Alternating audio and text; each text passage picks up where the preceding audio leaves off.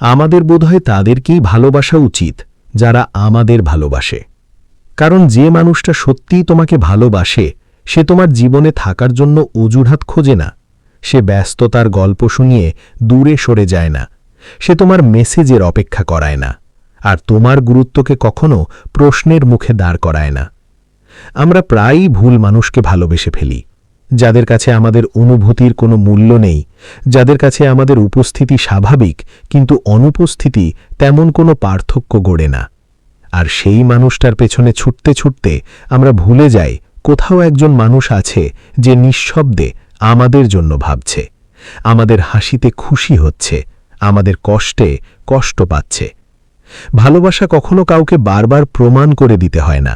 সত্যিকারের ভালোবাসা অপেক্ষা করায় না, অনিশ্চয়তায় রাখে না, প্রতিদিন নতুন করে নিজের জায়গা খুঁজতে বাধ্য করে না। তাই হয়তো আমাদের তাদেরকেই ভালোবাসা উচিত যারা আমাদের হারানোর ভয় পায়, যারা আমাদের গুরুত্ব বোঝে, যারা শুধু ভালোবাসার কথা বলে না, ভালোবাসাটা অনুভবও করায়। কারণ যে ভালোবাসা তোমাকে শান্তি দেয়, সম্মান দেয়, নিরাপত্তা দেয়, সেই ভালোবাসাই জীবনের সবচেয়ে সুন্দর উপহার।